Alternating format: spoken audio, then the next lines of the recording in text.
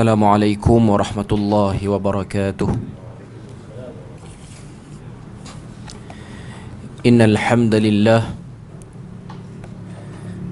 nahmaduhu wa nasta'inuhu wa nastahdihi wa nastaghfiruh wa na'udzu billahi min shururi anfusina wa min sayyiati a'malina. Man yahdihillahu fala mudilla lahu ومن يضلله فلا هادي له. أشهد أن لا إله إلا الله وحده لا شريك له وأشهد أن محمدا عبده ورسوله. يا أيها الذين آمنوا اتقوا الله وقولوا قولا سديدا يصلح لكم أعمالكم ويغفر لكم ذنوبكم ومن يطع الله ورسوله فقد فاز فوزا عظيما. الحمد لله الذي بنعمته تتم الصالحات. ربنا آتنا من لدنك رحمة وهيئ لنا من أمرنا رشدا. اللهم آت نفسي تقواها وزكيها وأنت خير من زكاها أنت وليها ومولاها. أما بعد. Alhamdulillah, syukur pada Allah Azza wa Jal kerana dengan rahmat dan juga limpah kurnia yang Allah Ta'ala berikan dapat kita bersama pada malam ni. Kita menyambung lagi perbahasan daripada 30 teknik tadabbur, 30 teknik tepat tadabbur Al-Quran. Sambungan kita terakhir pada muka surat 77, iaitu di bawah teknik tadabbur peringkat permulaan ataupun asas. Poin yang keempat, dia punya asal poin dia tu pada muka surat 76, iaitu anjuran mengulang-ulang bacaan atau tadabbur ayat untuk direnungkan. Okay.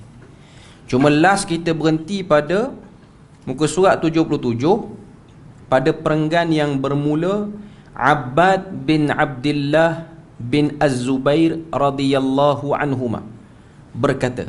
Situ last kita berhenti. Okay. Sebelum pada kita masuk, mungkin kita ambil sikit apa sebenarnya poin ini dia nak sebut, iaitu berkenaan dengan tardidul ayah. Tardidul ayah ni maksud dia apa? Mengulang-ulang bacaan dengan tujuan untuk meresapi dan merenungi makna yang ada dalam ayat tu. Memang antara perbuatan, cara, teknik untuk menjadikan ayat Al-Quran itu dapat difahami dengan lebih mendalam ialah dengan mengulang-ulang. Melakukan ulangan ini ialah benda yang paling terbaik untuk satu orang tu dia memahami lebih dalam apa maksud daripada benda yang diulang tu. Tak dapat dinafikan. Sebab tu bagi orang yang hafal Quran pun, untuk menjadikan hafalan Quran dia tu mantap, dia kena ada murajaah. Maksud dia mengulang apa-apa saja, bukan kata Quran, bahkan dalam bidang ilmu pun memang ulangan ini ialah cara yang digunakan zaman berzaman. Sebab tu ada riwayat yang disandarkan kepada Imam Al-Muzani. Imam Al-Muzani ni anak murid kepada Imam Asy-Syafi'i rahimahullahu ta'ala.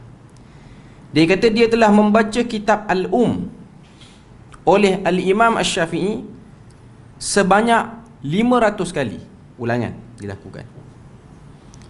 Lalu dia dapat menekuni maksud-maksud dan isyarat-isyarat daripada apa yang disebut oleh Al-Imam Asy-Syafi'i rahimahullahu ta'ala dalam kitab itu.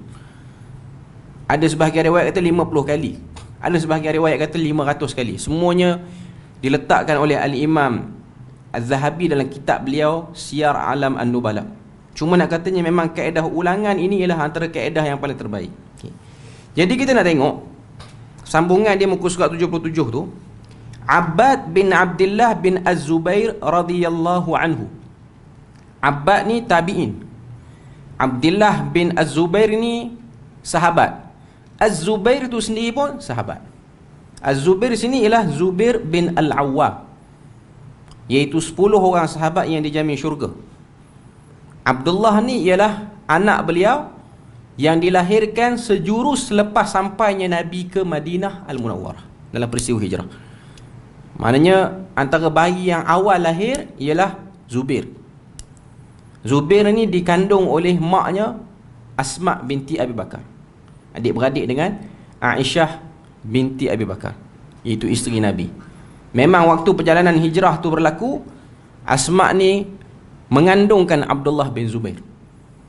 Abdullah bin Zubair, kalau kita tengok, ni saya cerita sekilas sebelum kita masuk dia punya isi dia.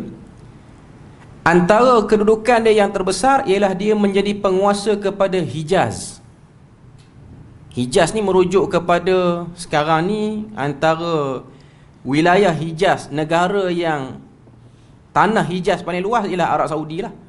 Bila mana sebut Hijaz, orang akan nampak pada waktu tu ialah Mekah, Madinah sekarang, Taif dan sebahagian kawasan-kawasan yang dekat. Tapi apa yang ada pada kerajaan Arab Saudi, tanah dia sekarang, itu ialah sebahagian besar daripada Hijaz dulu. Bila mana sebut Hijaz ni, dia lagi luas sebenarnya. Hijaz ni membawa sampai kepada Bahrain sekarang ni, membawa juga sampai kepada sebahagian sikit daripada Iraq, termasuklah UAE sekarang, termasuk jugalah Qatar sekarang pun. Itu semua dia panggil Hijaz, ataupun sekarang kita panggil negara-negara Teluk lah. Itu semua wilayah Hijaz. Abdullah bin Zubair ini menjadi penguasa Hijaz, sekaligus penguasa kepada Haramain, iaitu Mekah dan Madinah. Dan kalau kita tengok, beliau telah dibunuh oleh salah seorang pelampau yang merupakan gubernur Mekah pada waktu itu, iaitu Hajjaj bin Yusuf Al-Thaqafi. Ini antara orang yang telah membunuh Abdullah bin Zubair sewaktu dia jadi penguasa di wilayah Hijaz. Waktu tu yang jadi gubernur ialah Hajjaj bin Yusuf Al-Thaqafi. Dan kita tahu, walaupun dia satu orang yang sangat zalim, membunuh para sahabat, tapi kecintaan dia kepada Al-Quran, itu ialah benda yang disebut oleh para ulama. Hajjaj tu sendiri, maknanya waktu dia jadi gubernur, dia memang attend jadual imam. Dia memang jadi imam pada Masjidil Haram, itulah. Dia mengimamkan orang Islam, sehingga Abdullah bin Mas'ud pun salat di belakang dia. Orang tanya Abdullah bin Mas'ud, kenapa engkau salat di belakang pemerintah ataupun gubernur yang zalim? Dia kata yang zalim tu zalim, yang dia jadi imam tu kita kena ikut. Sebab tu satu orang imam ni dimaksudkan dengan pemimpin lah, pembesar, gubernur, macam-macam istilah yang digunakan. Satu orang pemimpin, selama mana dia Muslim, dia tak melakukan benda-benda yang mengeluarkan diri dia daripada Muslim, walaupun dia zalim, waktu dia jadi imam, kena salat belakang dia, masih lagi sah. Memang benda tu disebut dalam kitab-kitab akidah, validnya, sahnya salat kita di belakang pemimpin Muslim yang zalim. Kita tak setuju dengan zalim dia, cuma kita berimamkan dia. Kalau dia diimam, dia wajib ditaati dan dituruti. Sebab memang dalam kitab-kitab fiqh pun menyebutkan pemimpin yang utama bagi satu-satu kawasan, pada zaman tu dia sebut gubernur lah. Okay. Dialah yang akan bertanggungjawab sebagai imam besar bagi kawasan tu. Maknanya Hajjaj bin Yusuf Al-Thaqafi, dialah imam kepada Masjidil Haram. Maknanya kalau sebut siapa ketua imam pada zaman tu, dialah. Dia beza dengan zaman kita. Zaman kita pemimpin dia tak sempat jadi imam, dia kalut pergi ke lain. Jadi dia lantik orang lain untuk jadi imam. Jadi imam-imam ni sab kepada pemimpin asal. Macam kita ikut negeri yang ada sultan, negeri yang ada raja, hakikatnya dialah yang menjadi ketua imam hakikatnya.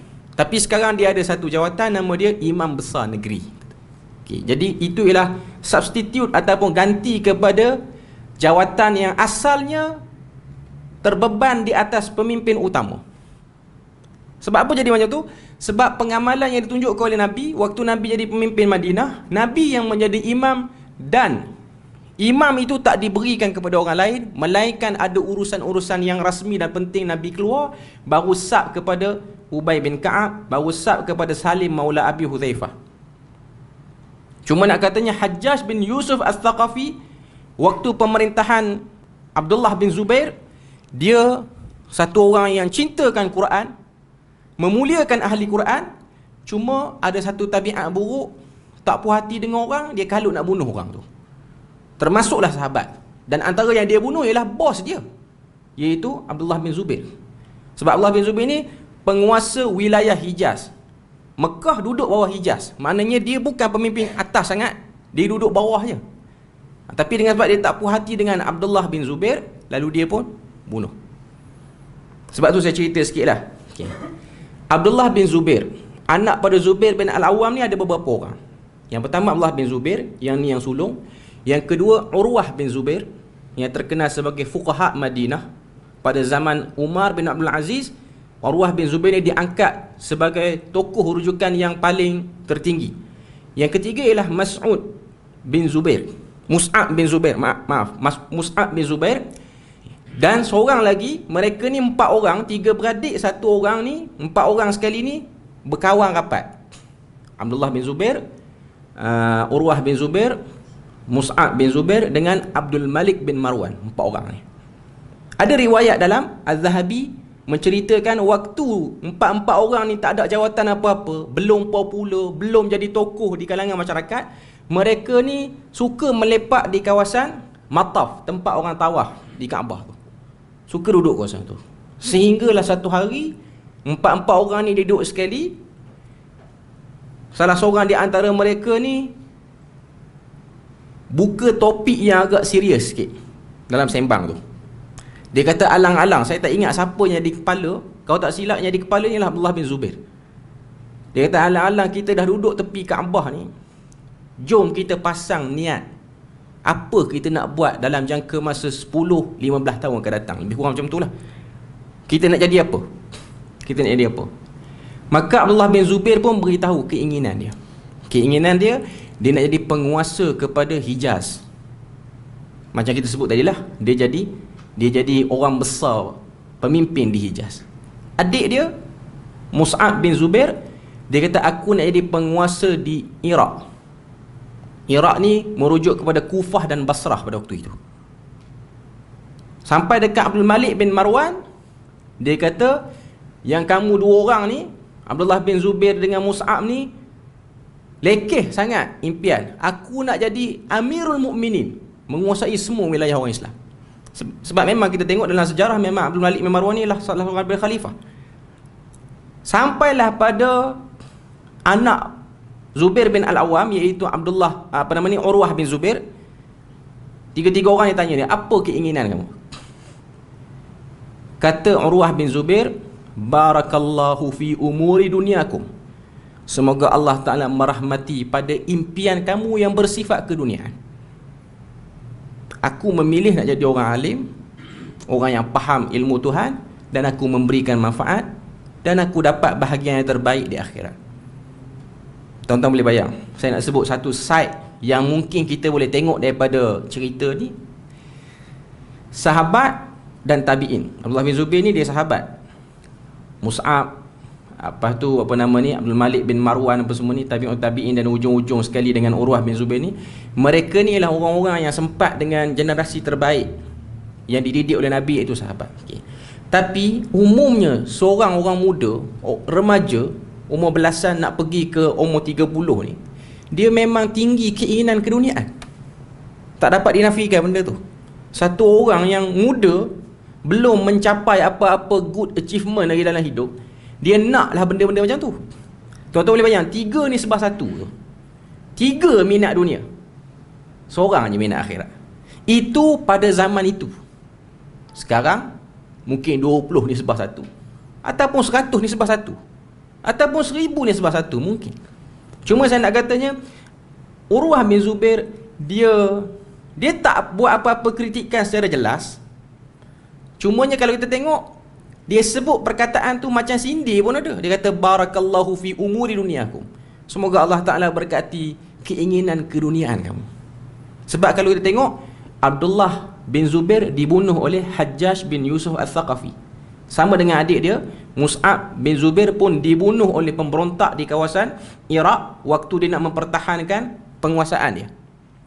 Abdul Malik bin Marwan, dia pun sakit dan akhirnya membawa dia mati. Lalu dia dia punya kedudukan Amirul Mukminin tu kepada Umar bin Abdul Aziz. Lepas pada tu, pada zaman Umar bin Abdul Aziz, pada zaman Umar bin Abdul Aziz, lepas tiga-tiga orang ni mati, yang kekal, yang panjang umur ialah Urwah bin Zubair. Urwah ni kalau kita tengok, Allah Ta'ala uji dia di akhir hayat, dia kena satu jangkitan bakteria di kaki dia, dengan sebab ada tanah yang dia pijak tu, dia ada bakteria yang boleh menyebabkan orang tu jadi lumpuh. Saya tak pasti istilah medical sekarang apa dia, tapi dalam kitab-kitab Arab dia sebut gargarina. Gargarin apa saya tak pastilah, tapi dia kena penyakit tu waktu dia kebumikan jenazah anak dia. Anak dia pada waktu tu masuk dalam istana, tengok waktu tu Abdul Malik bin Marwan masih lagi hidup, tengok dalam istana khalifah ni kuda-kuda yang hebat. Dia macam sekarang lah kita masuk istana sultan mana-mana, kereta-kereta yang orang kebanyakan tak pakai. Kita tengok dekat parking lot apa semua tu, teruja lah orang muda ni. Jadi dia pergi tengok kuda. Waktu dia pergi tengok anak Urwah bin Zubair, dia tengok kuda tu tiba-tiba aktif, dia berlari, dia tendang anak Urwah bin Zubair, tendang atas dada ni, dia jatuh dan dia mati on the spot. Waktu tu ayah dia sedang bersembang dengan khalifah. Pengawal istana mari datang beritahu pada khalifah, anak kepada Urwah bin Zubair ni mati dengan sebab kena tendang dengan kuda istana. Jadi Abdul Malik bin Marwan ni macam serba salah lah. Dia macam nak bagi diat apa semua. Lalu dia tanya, dia cuba tenangkan Urwah bin Zubair. Urwah bin Zubair jawapan dia steady. Dia kata Allah Ta'ala telah memberikan 4 orang anak, dan dia telah mengambil 1 tapi tinggal 3 lagi. Still banyak lagi. Jawapan orang yang kata apa, yang mamlu'atun bil iman. Hati dia tu penuh dengan iman. Jadi dia tak sedih, memang sedih, tapi orang kata apa, dia tidak melampau dalam kesedihan dia. Dia pun uruskan jenazah anak dia. Waktu dia kebumikan jenazah anak dia tu, tanah yang tempat perkuburan tu, tanah yang ada bakteria. Dia kena penyakit yang lekat di kaki dia tu, lumpuh tu kerana tanah situ. Dalam riwayat sebut, Abdul Malik bin Marwan ni dirundung rasa bersalah dengan sebab anak dia mati waktu dalam istana. Jadi dia pun cari pakar perubatan mana untuk berubat kaki Urwah bin Zubair ni. Semua pakar-pakar perubatan pada waktu tu kata tak ada cara lain melainkan kena potong kaki tu. Kaki tu kena potong. Okay. Jadi Urwah bin Zubair kata kalau dah kena potong. Jadi doktor lah, zaman tu sebut tabib lah. Okay. Dia rasa seriau nak potong kaki Urwah bin Zubair secara sedar. Jadi dia kata minum arak sikit bagi khayal, lepas tu kita potong. Sebab zaman tu tak ada abuse lagi. Cara nak bagi hilang rasa sakit tu ialah dengan minum arak sikit. Lalu Urwah bin Zubair kata, aku tidak akan menghimpunkan benda yang melalaikan di dalam jasad aku. Aku tak akan minum. Dia kata kalau kamu nak potong, kamu potong waktu aku sedang menunaikan salat sunat. Ini dalam riwayat Syiar Alam An-Nubala. Dia salat sunat, lalu pakar perubatan ni pun potong kaki dia. Adakah kita rasa dia tak menjerit? Menjerit tu tuan, confirm menjerit. Dalam riwayat tu sebut terpekik dia, sakit, tapi dia boleh tahan. Tuan-tuan kena tahu, bila mana amputate kaki ni, potong kaki, dia bukan macam zaman sekarang. Zaman sekarang ni dia ada dia macam kata apa, benda yang boleh stop darah tu. Zaman dulu cara nak stop darah ialah kena celup kaki yang dah dipotong tu dengan minyak panas bagi stop darah tu. Jadi dia kena jiruh minyak atas tu 2 kali dia menjerit. Cuma nak katanya orang lain, semua pakar perubatan ni tak sanggup nak buat, tapi dia yang sediakan diri dia. Dan akhirnya dia bawa umur dengan penyakit itulah. Dia mati dengan penyakit itu. Cuma saya nak katanya 3 orang anak kepada Zubair bin Al-Awwam ni adalah tokoh-tokoh yang hebat. Cuma yang paling top ialah Urwah bin Zubair. Dia ni belajar dengan mak menakan dia, iaitu Aisyah radhiyallahu anha, salah seorang daripada guru dia, selain daripada Abdullah bin Abbas dan lain-lain. Cuma yang kita nak baca ni ialah salah seorang daripada cucu Zubair bin Al-Awwam, iaitu Abbad bin Abdullah bin Az-Zubair. Kita tengok muka surat 77 ni. Abbad bin Abdullah bin Az-Zubair radhiyallahu anhuma berkata, Asma binti Abu Bakar, ni jadi nenek saudara dia ni. Okey. Radhiyallahu anha membuka salatnya dengan surah At-Tur. Kemudian sampai pada ayat yang ke-27, famannallahu alaina wa waqana adzabas samum. Maka Allah memberikan kurnia kepada kami dan memelihara kami daripada azab neraka. Kata Abbad, cucu pada Asma ni, aku pergi ke pasar untuk satu keperluan. Setelah selesai membeli keperluan-keperluan itu, aku kembali lagi padanya dan dia masih mengulang-ulang ayat itu. Maknanya belum rukuk lagi, dia ulang ayat yang sama. Okay. Dan Asma ketika itu dalam keadaan salat. Ini muka surat 78. Ini adalah kitab Fadailul Quran, diriwayatkan oleh Abu Abdullah Al-Qasim bin Salam. Nak tunjuk pada kita ialah antara teknik nak bagi kita meresapi makna tu ialah dengan kita ulang berterusan ayat tu. Okay. Jadi jangan kalut bila mana kita nak faham Quran, ambil masa. Dan memang antara bisikan syaitan ialah nak suruh kita berpindah ke ayat seterusnya. Ini ialah benda yang disebut oleh para ulama.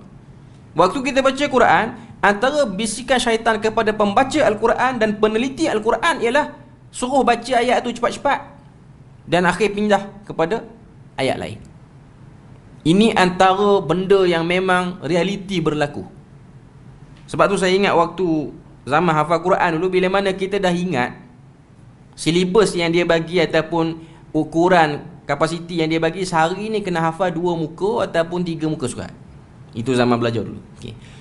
Waktu tahun 1, 3 bulan pertama kita rasa penat dan berat. Sebab kita belum jumpa pendekatan kita sendiri nak hafal Quran, cara, teknik sendiri. Masuk bulan yang kelima, ke-6 ni biasanya orang yang hafal Quran ni dia dah ada cara dia, macam mana dia nak bagi dia ingat Quran tu cepat. Jadi pada waktu tu saya ingat dalam 2 muka surat ke 3 muka surat ni kita boleh hafal dalam masa 40 minit ke sejam. Sekejap lah. Kita dah ada passion kita sendiri. Ni lepas 5-6 bulan dah pengalaman hafal Quran. Waktu dah habis setengah jam ataupun 40 minit, biasanya orang yang bawa hafal Quran ni dia akan rasa nak rehat. Dah ingat ni nak rehat. Cuma nanti dekat nak tasmik esok tu dengan ustaz tu, dia akan ambil masa lepas subuh untuk dia pergah sekali lagi bagi lancar. Okay. Benda tu ditegur oleh banyak guru-guru Al-Quran. Jangan berhenti mantapkan kelancaran. Baca lagi. Jangan tertipu dengan rasa sejam 40 minit tu dah okey ingat. Jangan tertipu. Ambil masa baca sampai 2 jam ataupun 3 jam ke atas. Sebab ia nak memantapkan kita punya pengamatan terhadap Al-Quran itu. Tapi saya kata pengalaman kita sendirilah. Waktu kita hafal Quran memang macam tu. Tambah tahun-tahun akhir. Sebab saya hafal Quran sekitar 3 tahun masuk 4 tahun. Taklah kata 3 tahun. Mana 4 tahun lah lebih kurang. Waktu kita dah 3 tahun hafal Quran ni, dah masuk juzuk yang ke-25 dan ke atas, kita hanya perlukan untuk 2-3 muka surat ni dalam 20 minit ke 25 minit. Waktu tu sebab dah biasa, hari-hari dah hadap, jadi laju. Lepas pada tu kalau nak pergi makan, nak pergi, makin lama ni dia jadi macam makin malas nak berinteraksi. Itu ialah jiwa dan suasana lah. Apatah lagi kalau setengah-setengah tempat penghafal Quran ni, tahfiz ke apa semua, dia punya orang kata apa, kadar hafalan sehari tu satu muka jadi lagi ringan bagi orang yang dah 3-4 tahun hafal Quran ni. Satu muka kalau orang-orang yang betul-betul pick up elok, yang memang otak dia dah selalu dengan hafalan Quran ni, dia boleh hafal sekitar 10 ke 15 minit je. Sebab satu muka surat ni hanya 15 baris saja. 15 baris kan. Kalau tengok Quran tu satu muka surat 15 baris. Jadi kapasiti dia satu baris tu seminit. Kebiasaannya lah. Bila mana dah terlalu. Ini benda biasa, bukan budak muda je, hatta orang yang berusia pun. Sebab saya ingat tempat saya belajar Quran tu, di situ pun ada penghafal Quran dewasa, tapi dia tak duduk asrama macam student lah. Dia datang hari Minggu je. Penjawab-penjawab awam yang dah nak sampai kepada level nak pencen tapi tak pencen lagi, dia orang ambil kelas, dia panggil kelas Al-Furqan. Tapi dia punya kadar hafalan tak macam student yang memang duduk situ lah. Cuma nak katanya, bila mana dah 3-4 tahun join kelas tu, dia macam dah ada passion, pendekatan dia sendiri. Cuma kesan dia apa? Cepat ingat, cepat jugalah lupanya. Itu keburukan dia. Berbeza dengan orang yang dia dah rasa ingat, dia ulang lagi, dia lebih lama melekat. Dia lebih lama, dia lebih tambah pula bacaan ataupun hafalan itu dibawa dalam solat, terutamanya solat malam. Sebab memang dalam Al-Quran arahan daripada Allah Ta'ala pada Nabi ialah baca Quran pada waktu malam, khususnya dalam salat qiyam. Ianya lebih memberi kesan dan ianya lebih kekal pahatan memori itu. Itu antara teknik dia lah. Tapi payah lah benda ni. Benda ni payah. Dulu saya ingat waktu belajar ni, ada ustaz-ustaz kita yang mungkin dia orang tak tahu sangat tentang ilmu hadis ni. Dia orang selalu duk ajar student-student tahfiz ni tentang salat sunat hifzi. Kalau tuan-tuan pernah tahulah benda ni. Salat sunat ni tujuannya untuk bagi kuat ingatan. Ada 4 rakaat. Rakaat pertama kena baca Yasin, rakaat kedua kena baca Al-Mulk, yang ketiga Ad-Dukhan, yang keempat saya tak pasti. Sebab saya memang tak pernah buat pun sama saya hafal Quran. Bukan kerana saya tahu hadis tu lemah, saya malas nak buat. Lepas belajar dah tahu lemah lagi tak buat lah. Okay. Cuma nak katanya saya tak buat, ada orang yang buat, ada orang yang betul-betul menekuni, memang dia buat pun. Bahkan buat secara berjemaah, bahkan ada majlis perwakilan pelajar pun anjurkan secara berjemaah. Hadis tu dimuatkan oleh Imam Ibn Jauzi dalam kitab dia Al-Mawdu'at, himpunan hadis-hadis palsu. Maknanya benda tu terkenal lah. Bahkan dulu zaman kita orang belajar ni, dalam buku panduan untuk orang yang baru nak hafal Quran tu, memang dia suruh kita buat benda tu. Antara salat sunat yang dianjurkan ialah salat sunat hifzi. Sebenarnya bukan. Untuk kuatkan ingatan ialah dengan membawa hafalan itu dalam salat. Sama ada salat tarawih qiyam Ramadan, itu pun antara cara nak bagi ingat. Dan yang kedua ialah salat qiyamul lail kita secara individu. Itu antara teknik dia. Sebab Nabi buat macam tu, para sahabat pun buat macam tu. Jadi tak ada kaedah lain dah lah yang lebih terbaik melainkan kaedah itu saja. Cuma waktu kita ulang tu, kita bebas. Ada orang dia nak habiskan bacaan satu muka surat, tapi yang terbaiknya ialah macam yang kita bahas ni, poin yang keempat ni lah, mengulang-ulang bacaan itu. Tujuan dia lah untuk kita meresapi makna dia. Okay. Terus kepada muka surat 78 yang kelima. Menangis ketika membaca Al-Quran. Ia merupakan sifat orang yang arif serta syiar hamba-hamba Allah yang saleh. Itulah juga maksud tadabbur. Imam Abu Hamid Al-Ghazali berkata, menangis itu disunnahkan pada waktu membaca Al-Quran. Cara untuk menangis adalah menghadirkan kesedihan dalam hati dengan merenungkan peringatan dan ancaman keras serta janji-janji yang terdapat di dalamnya. Maknanya istihdar. Istihdar ni maksudnya menghadirkan rasa tersentuh pada ayat-ayat tu. Kita yang aim diri untuk menangis. Itu antara cara dia lah. Kita memang dah ada preparation untuk menangis. Melainkan orang yang selalu dengan Quran, benda ni dia akan automatik. Dia macam reflex. Sebab tu tuan-tuan tengok imam-imam Masjidil Haram semua, waktu dia baca, dia sampai tu, dia bukan buat-buat. Dia memang perasaan dia. Mungkin dengan sebab dia menekuni ayat tu selalu. Jadi sampai di situ, dia akan tersekat. Dia akan rasa sayu, rasa redah hati dia. Okay. Kemudian apa lagi yang dia sebut sini? Kemudian merenungi dosa-dosa yang terlanjur dilakukan. Jika tidak boleh menimbulkan kesedihan dan tangisan sebagaimana dialami oleh orang terpilih, maka hendaklah dia menangis atas kegagalan itu kerana perkara itu termasuk musibah. Ini oleh Al-Imam An-Nawawi. Maknanya kalau kita tak boleh menangis kerana faham maksud, menangislah kerana tak faham-faham lagi Quran. Itu paling kurang. Itu memang tahap teruk betul lah tu. Tapi ada orang tak faham pun senyum lagi. Yang ni pun satu masalah juga. Maknanya kita kena fikirlah bagi diri kita ni macam mana nak dapat benda tu. Firman Allah Ta'ala dalam surah Al-Isra, wa yakhirruna lil azqani yabkuna wa yaziduhum khushu'a. Dan mereka segera tunduk sujud itu sambil menangis, sedang Al-Quran menambah mereka rasa khusyuk. Khusyuk ni maknanya dia boleh fokus secara menyeluruh. Itu maksud khusyuk. Khusyuk ni bukan maksud menerawang pergi ke alam lain. Sebab tu bila mana sebut dalam salat tu kena ada khusyuk, khusyuk ni maknanya dia tahu dia sedang qiyam, dan dia tahu daripada qiyam ni dia kena berpindah kepada rukuk. Itu maksud khusyuk. Sebab ada kelompok tertentu dia cuba bawa definisi dan cuba bawa, orang kata apa, khusyuk itu pada dimensi yang berbeza, iaitu seakan-akan terbang ke alam lain apa semua. Itu bukan, itu ialah khayal. Itu bukan khusyuk, itu khayal. Itu ada beza. Okey. Diriwayatkan daripada Sa'ad bin Abi Waqqas, Nabi sallallahu alaihi wasallam bersabda, muka surat 79, fa idza qara'tumuhu fabku, apabila kamu membaca Al-Quran maka menangislah. Itu antara benda yang menjadi keutamaan.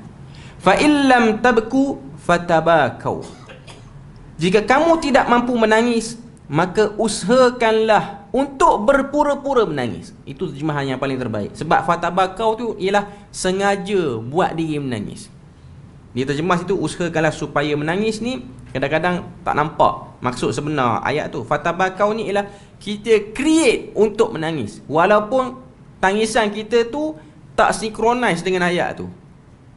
Antara sahabat Nabi yang baca ayat apa-apa pun pasti menangis. Abu Bakar As-Siddiq baca ayat azab menangis, baca ayat berkenaan dengan pahala, sifat-sifat syurga menangis, baca ayat kahwin 4 pun menangis. Dia tu jiwa yang terikat dengan Quran. Dia ada orang baca ayat kahwin 4 dia senyum sampai situ. Itu belum mantap lagi lah sebenarnya. Menangis maknanya tak boleh. Dia tak boleh. Jiwa dia terlalu lembut dengan Al-Quran. Dia macam apa nama ni, anak kepada Fudail bin Iyad. Ada satu buku yang ditulis oleh satu orang tokoh nama dia As-Sa'labi. Buku tu tajuk dia Qatla bil Quran, orang-orang yang terbunuh dengan Al-Quran. Terbunuh sebab apa? Sebab sentuhan perasaan dia tu over sikit pada orang lain yang dengar Quran. Salah seorangnya ialah anak kepada Fudail bin Iyad ni. Fudail bin Iyad ni tokoh besar dah, hebat dah dia. Dia ada anak dia, kalau tak silap nama dia Abdullah bin Fudail bin Iyad. Anak dia ni satu orang yang Tuhan beri pada dia jiwa yang sangat lembut dengan Al-Quran. Satu hari Fudail bin Iyad baca ayat daripada surah Az-Zariyat kalau saya tak silap. Tapi ayat yang keberapa saya tak ingat, sebab tiba-tiba tersebut benda ni. Dia tengok waktu dia baca tu, ayat tu tentang azab neraka. Badan anak dia tu macam orang kena sawan, epilepsi, menggeletar. Dia ingat benda tu biasalah, sebab memang dia dah tahu anak dia ni baca apa-apa ayat je pun memang mudah tersentuh. Jadi dia baca lagi ayat tu, mendetailkan lagi azab neraka. Dia baca, dia kalih tengok, dah meninggal kerana ayat-ayat azab. Memang As-Sa'labi dia himpunkan cerita-cerita orang-orang yang meninggal kerana mendengar ayat Al-Quran. Ada.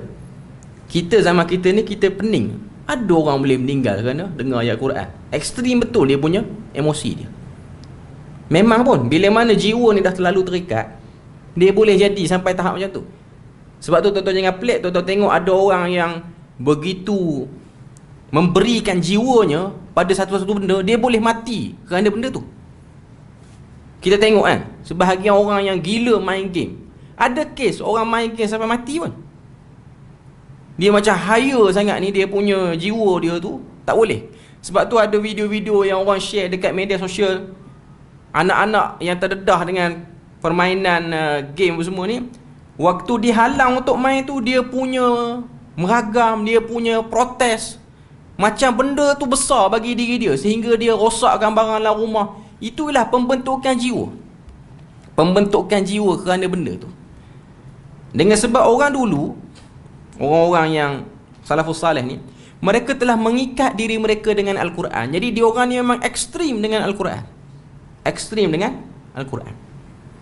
Dia macam kita lah. Maknanya kalau saya cuba buat perbandingan, salafus salih kalau dia hidup zaman kita, dia tengok orang-orang kita ni baca Quran mengantuk, dia pelik. Ada orang boleh mengantuk dengan Quran.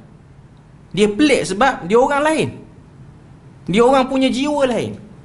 Dia macam, dia benda ni bergantung kepada mana-mana orang. Dia ada orang bila mana dia dah ikat diri dia dengan benda tu, dia memang kuat, dia dah jadi darah daging dia. Saya bagi contoh. Saya ingat zaman kecil dulu, zaman-zaman saya umur belum sampai 10 tahun ni, saya banyak duduk di kampung belah mak saya ni, yang duduk belah pantai di Pantai Timur ni, Hindungu ni. Zaman tu masih lagi sekitar awal 2000. Orang-orang yang kerja nelayan ni, entertainment dia orang lepas daripada dia orang tangkap ikan tu, dia orang dah naik ke darat apa semua ni, dia orang akan main wayang kulit di K Barat. Jadi dia ada kata apa, otai-otai dia yang pandai main rebana, yang pandai buat watak jadi tok dalang apa semua ni, yang seorang je tapi 5-6 suara boleh buat. Dan dia sangat mengangkat budaya tu. Maknanya dia sehingga Jabatan Kebudayaan pergi jumpa bagi anugerah adi guru pada setengah-setengah ni. Kerana dia punya kuat, dia sehingga dia tahu falsafah. Yang main wow bulan apa semua ni, nak buat corak dekat wow bulan tu, bukan boleh buat suka hati. Bagi orang yang mendalami, kita yang tak tahu apa ni, buat je lah. Asal terbang elok okey. Bagi dia orang tak, dia tahu ni ada falsafah dia, ada kaitan dengan Mahabharata, Ramayana apa semua. Sebab sini semua ada unsur Hindu semua. Okey. Jadi ada satu orang, pokcik yang saya tak ingat apa nama dia, tapi bila mana ada pertunjukan wayang kulit apa semua ni, dialah yang akan jadi orang yang bertanggungjawab untuk buka panggung. Dia ada satu upacara buka panggung untuk permainan ni. Ni unsur khurafat hakikatnya.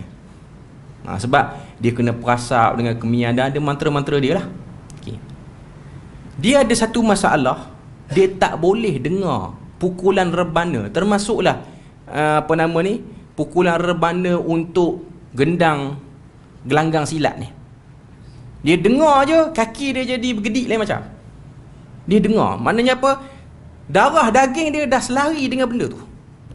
Dia jadi nak cari rebana, tangan dia tu tiba-tiba menggeletar macam tengah bergendang juga. Okay. Begitulah jiwa para sahabat tabi'in salafus salih dengan Quran. Dengar je dia macam tu. Sebab dia meresap ke dalam. Sebab tu dia marah kalau budak-budak sentuh rebana dia suka hati. Sentuh serunai dia, serunai yang orang serunai silap semua tu, dia ada teknik dia. Ataupun langkah tak boleh. Orang langkah Quran dia diam, orang langkah rebana dia marah. Nak kata dia punya diri dia tu mengagungkan benda tu. Itu contoh fizikal yang kita boleh tengok lah sekarang. Dia punya nampak. Ini ialah kebudayaan yang perlu dijaga. Saya nak sebut benda ni kita boleh asah benda ni. Dia bergantung kepada usaha. Dia bukan gifted, tapi ianya ialah usaha. Sebab para sahabat, mereka mengasah diri mereka untuk dekat dengan Quran. Sebab dia orang daripada kelompok yang juga tersasar hidup dia orang, tapi dia orang asah diri dia orang makin hari makin dekat, makin hari makin dekat.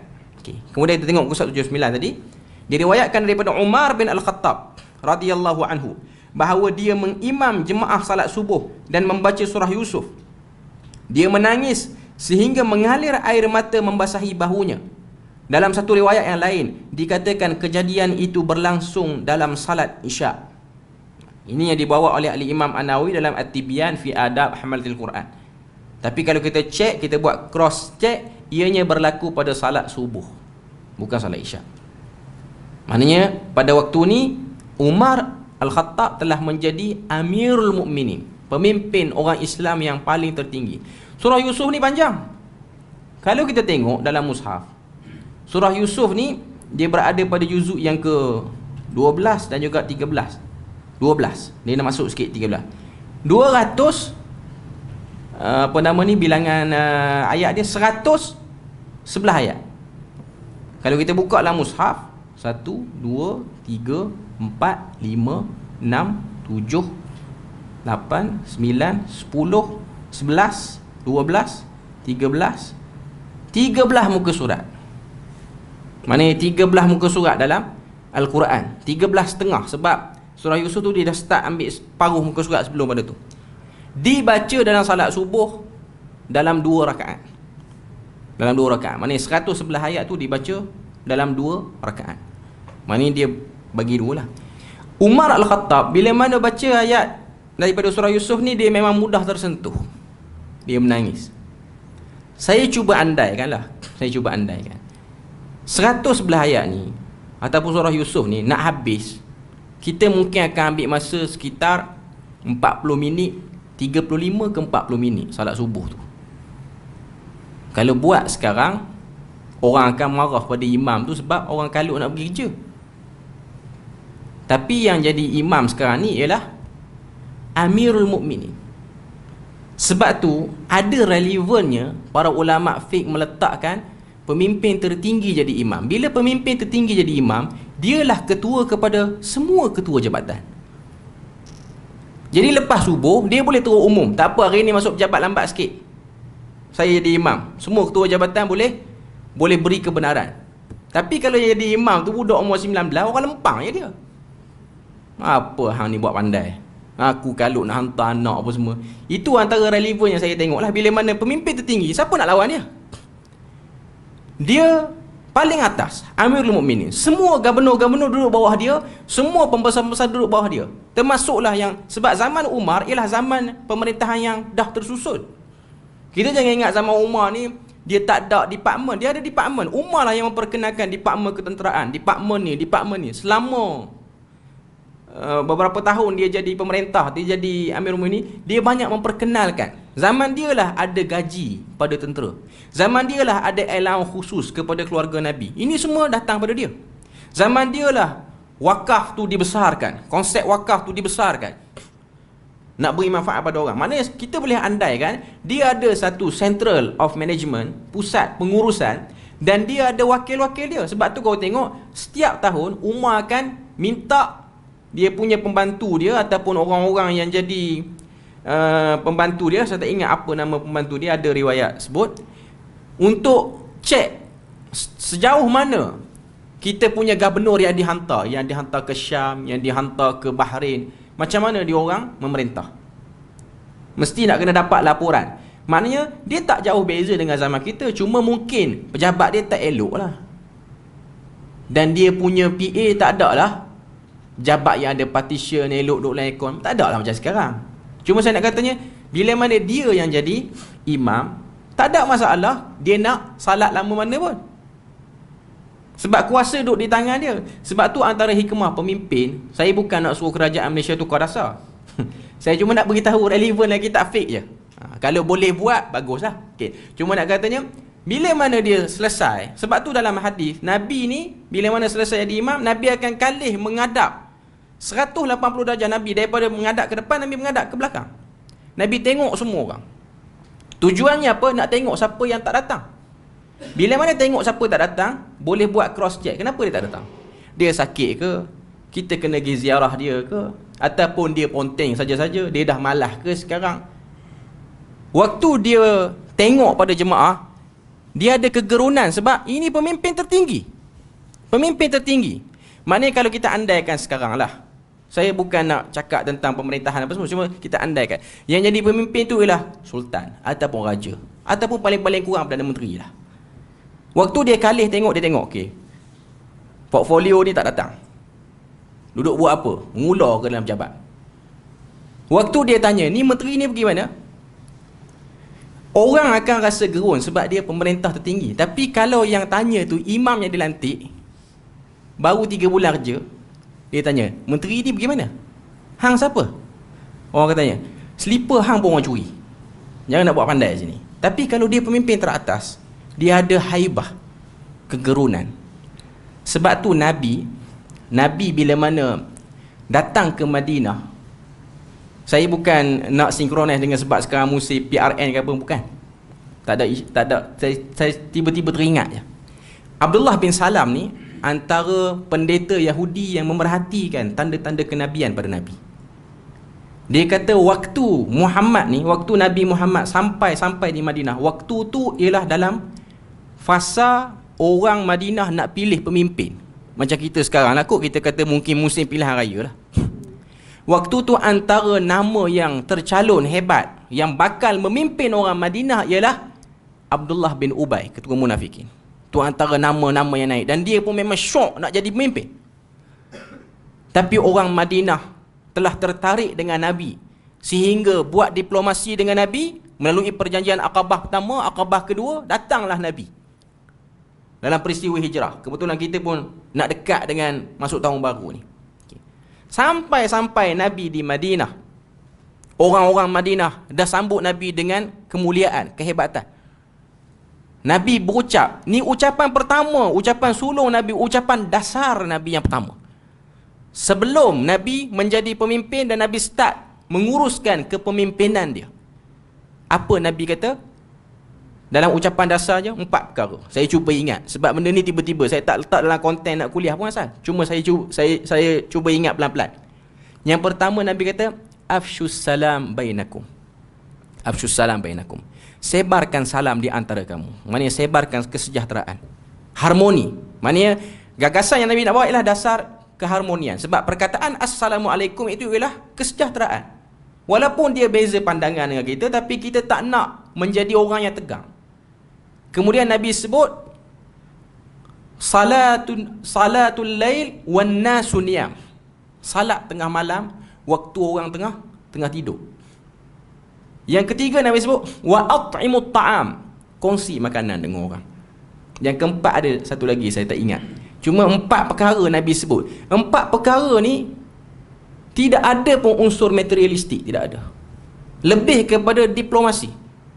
Kita lebih kepada nak mewujudkan masyarakat yang satu kepala semua.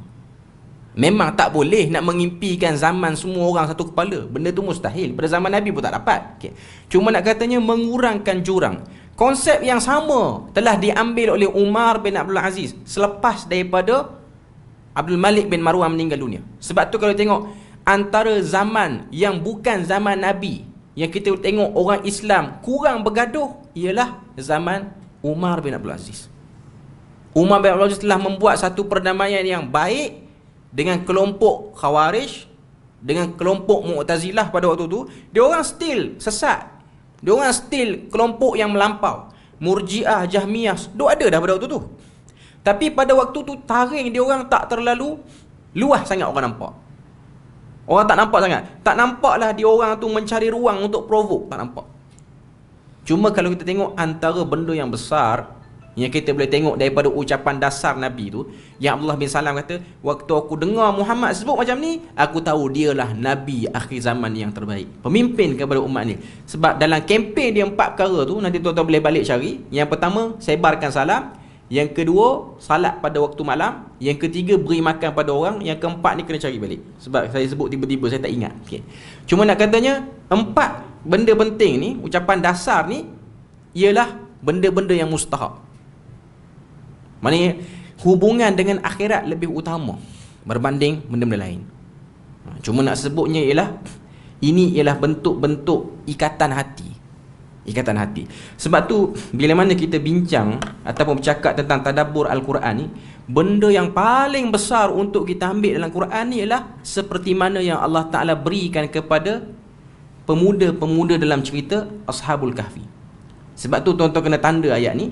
Bila mana Allah Ta'ala sebut kepada pemuda-pemuda Ashabul Kahfi itu, iaitu ayat 14 surah Al-Kahfi, warabatna ala qulubihim idh qamu faqalu rabbuna rabbus samawati wal ard lan nad'uwa min dunihi ilaha laqad qulna idhan shatata.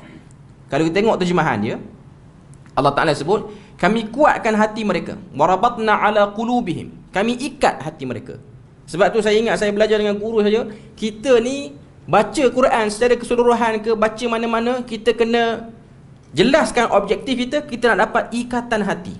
Rabtul qalbi dia panggil. Sebab ayat 14 surah Al-Kahfi ni Tuhan sebut warabatna ala qulubihim. Kami ikat hati pemuda-pemuda itu ketika mana mereka berdiri di hadapan raja yang mengaku Tuhan. Sebab raja yang diorang berhadapan ni ialah raja yang mengaku Tuhan. Mereka kata, qalu rabbuna rabbus samawati wal ard. Tuhan kami Tuhan langit dan bumi. Lan nad'u min dunihi ilaha. Kami tak akan seru, kami tak akan hormat, kami tak akan hargai mana-mana sebagai sembahan melainkan Tuhan yang mentadbir langit dan bumi. Laqad qulna idzan shatata. Allah Ta'ala sebut, jika kami sembah yang lain daripadanya, penutup bagi ucapan muda tu, kami telah mengakui benda yang betul-betul jelas jauh pada kebenaran. Syatata ni maknanya perkataan yang penuh kebatilan. Sebab tu kalau kita tengok dalam surah Al-Ahzab, Tuhan sebut pada ayat yang ke-7 dan ke-8, ya ayyuhalladzina amanu taqullah wa qulu qawlan sadida. Wahai orang beriman, bertakwa kamu pada Allah dan sebutlah perkataan yang benar. Sadida ni maksud dia apa? Sadida ni ialah perkataan yang benar, tepat pada sasaran. Memang orang-orang yang menuturkan qaulan sadida ni, dia akan ada masalah dalam masyarakat, iaitu dia akan dilihat sebagai bad boy, orang yang teruk, orang yang suka cari pasal dengan orang. Tapi natijah dia apa Tuhan sebut? Yaghfir lakum yuslih lakum a'malakum. Kami akan baiki kehidupan dia. Wa yaghfir lakum dhunubakum. Dan kami akan ampunkan dosa dia. Dan mereka mendapat kejayaan yang utama, iaitu dalam syurga.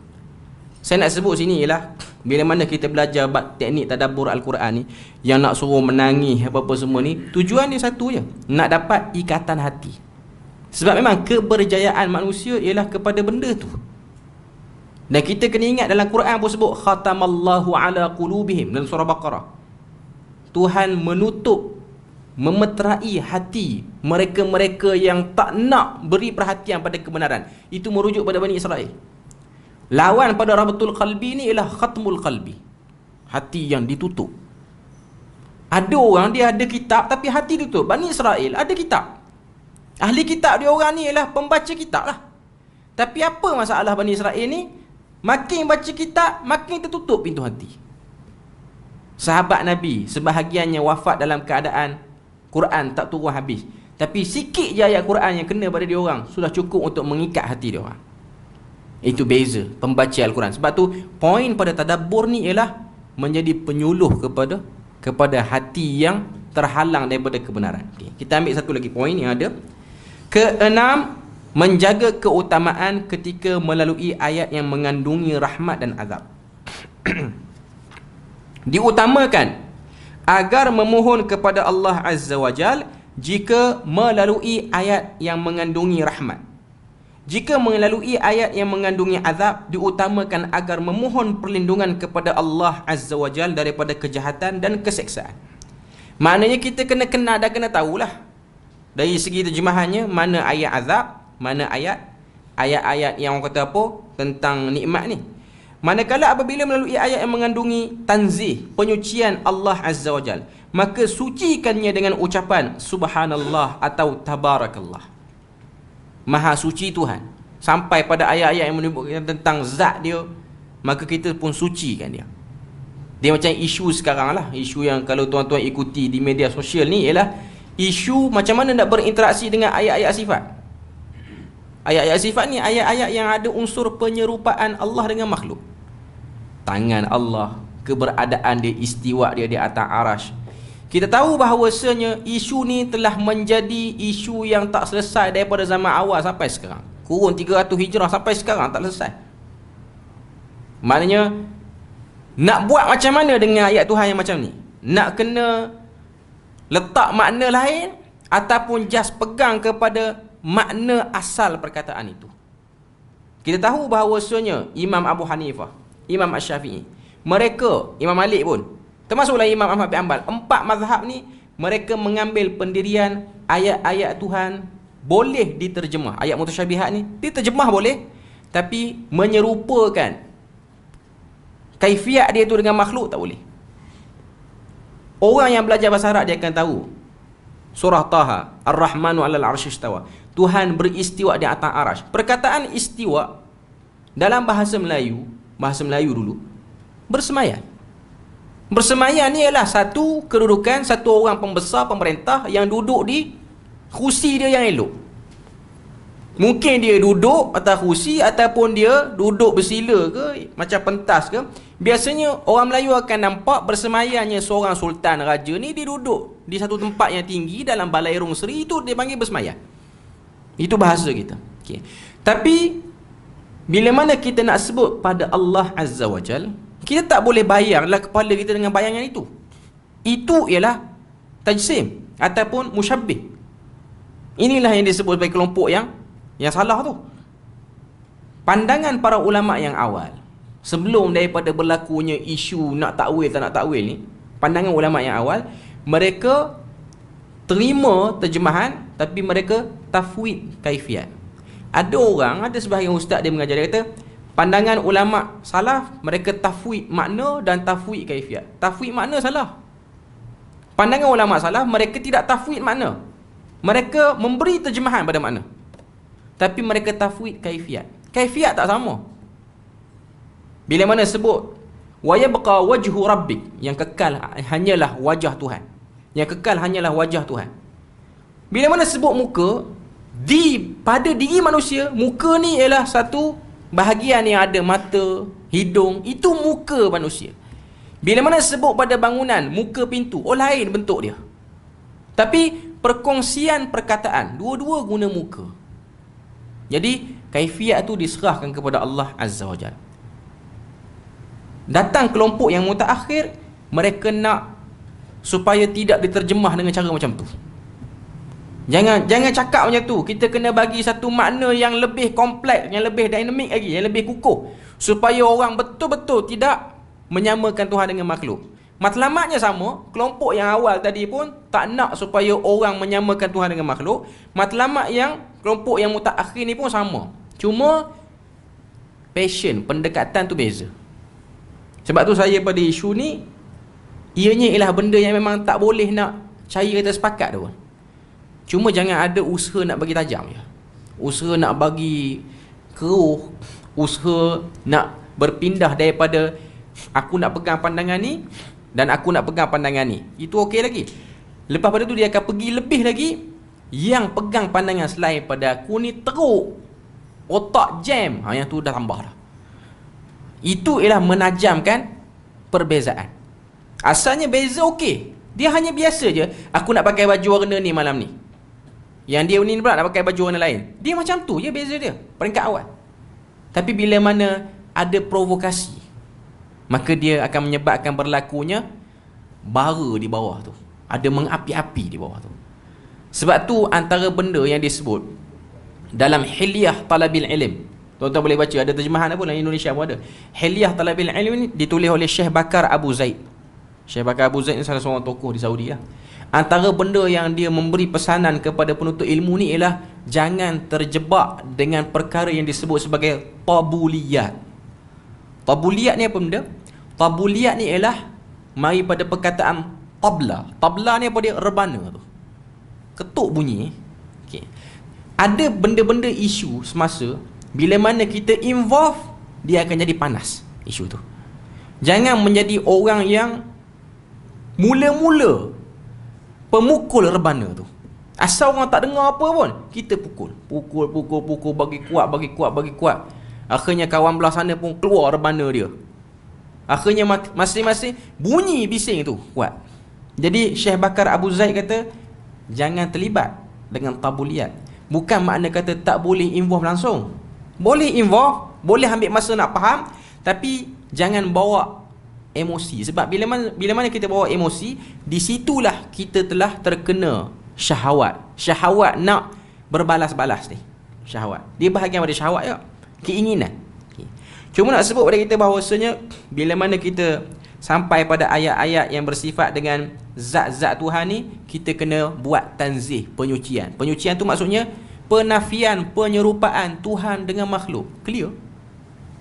Satu orang Muslim yang telah mengucap 2 kalimah syahadah dalam keadaan tidak mengenali konsep Tauhid 3 dan tak juga mengenali konsep sifat 20, tidak menghalang dan tidak menyebabkan dia hilang keahlian jadi ahli syurga pun. Dia tak kenal 2 metodologi tu pun tak apa. Selama mana dalam kepala dia Tuhan tak sama dengan makhluk, dia esa. Okey, dia clear dah. Walaupun dia tak kenal 2 metodologi tu. Bila mana dia sampai dekat ayat-ayat yang tentang sifat Tuhan, bila mana Tuhan kata dimasukkan tumiknya ke dalam neraka untuk memadatkan neraka tu, sampai situ dia sebut Masya Allah, Tabarakallah. Selesai. Urusan dia dah selesai. Maha suci Tuhan, itu kehendak dia nak sebut ayat tu. Jangan kita bayang tumik dia besar mana. Penat neraka nak tanggung tumik Tuhan ni. Kita yang create connection yang berserabut itu. Kita cuba nak menserabutkan benda yang asalnya tak ada apa-apa pun.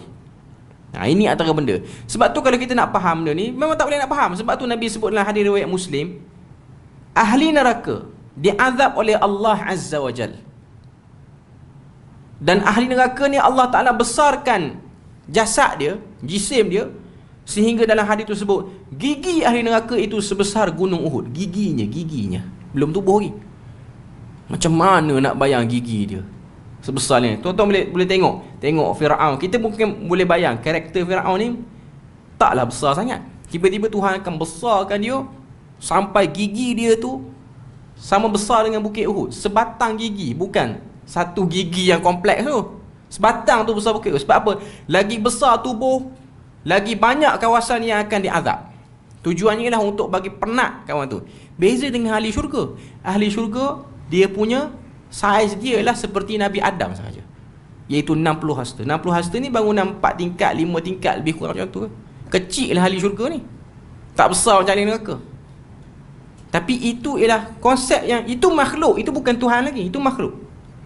Sebab tu itu ialah benda-benda yang kita tak boleh faham. Sebab tu saya tertarik bila sebut bab ni. Ada hadis, kalau tak silap hadis ni diriwayatkan oleh Tirmizi dan Abu Daud. Sahabat Nabi pernah tanya kepada Nabi, penduduk syurga ni bila mana dia orang masuk syurga, benda apa yang dia orang akan makan dulu? Tuan-tuan mungkin pernah dengar hadis ni. Okay. Nabi kata makanan pertama yang akan dirasai oleh ahli syurga ialah hati ikan paus. Tuan-tuan pernah dengar hadis ni? Tak pernah dengar hadis ni? Kita mungkin duk bayang makan buah lah kot. Biasa dalam Quran duk sebut buah kan, buah-buah ke apa benda. Tiba-tiba Nabi mention hati ikan paus. Saya mula-mula dengar hadis ni, kenapa hati ikan paus menjadi menu utama ahli syurga, first menu? Kenapa benda tu? Duk cari syarah. Memang syarah para ulama' dia agak, orang kata apa, general.